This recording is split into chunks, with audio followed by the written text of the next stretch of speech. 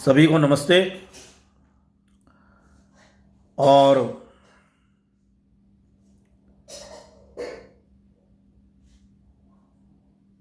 Gregorian calendar के मुताबिक नववर्ष 2026 ईस्वी आज प्रारंभ हो गई है, परंतु किसी कवि ने इस 1 जनवरी की पूर्व संध्या 31 दिसंबर 2025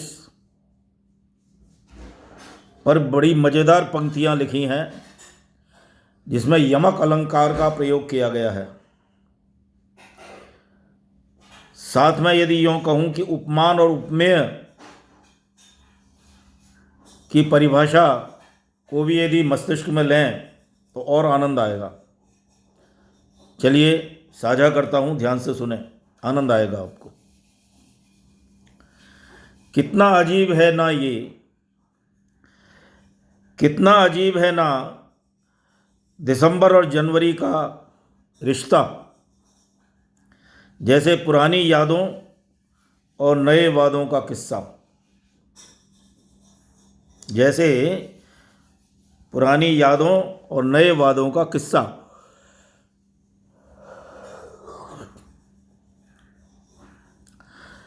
दोनों ही काफ़ी नाजुक हैं, दोनों में गहराई है, दोनों वक्त के राही हैं और दोनों ने ही खूब ठोकरें खाई हैं। यूं तो दोनों का है वही चेहरा और वही रंग,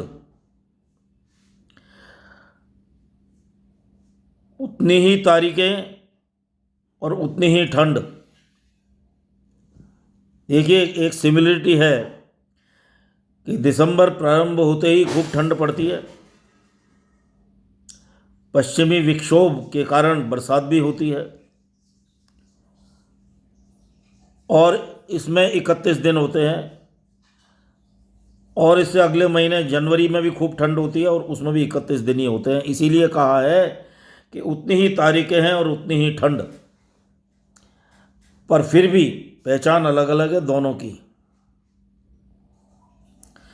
दोनों का ही अंदाज भी अलग है और अलग है ढंग।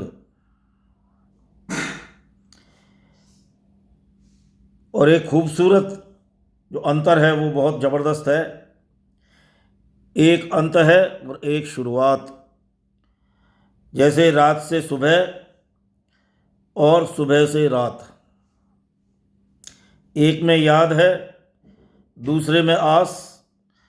एक को है तजुर्बा, दूसरे को है विश्वास।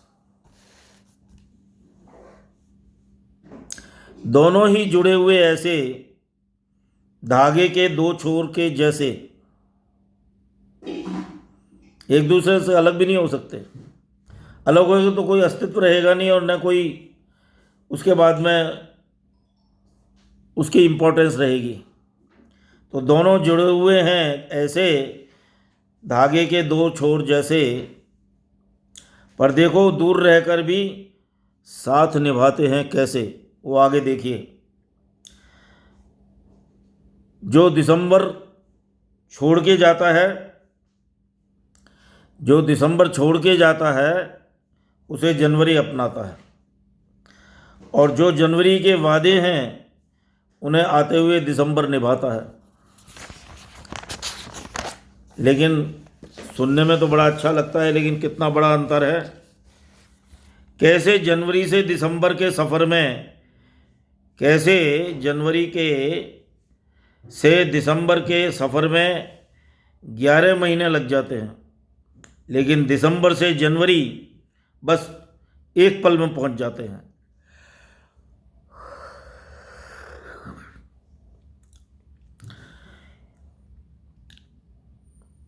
जब ये दूर जाते हैं तो अपना हाल बदल लेते हैं, और जब पास आते हैं तो साल ही बदल लेते हैं। देखने में ये साल के महज 2 महीने ही तो लगते हैं, लेकिन सब कुछ बिखेरने और समेटने का वो कायदा भी रखते हैं।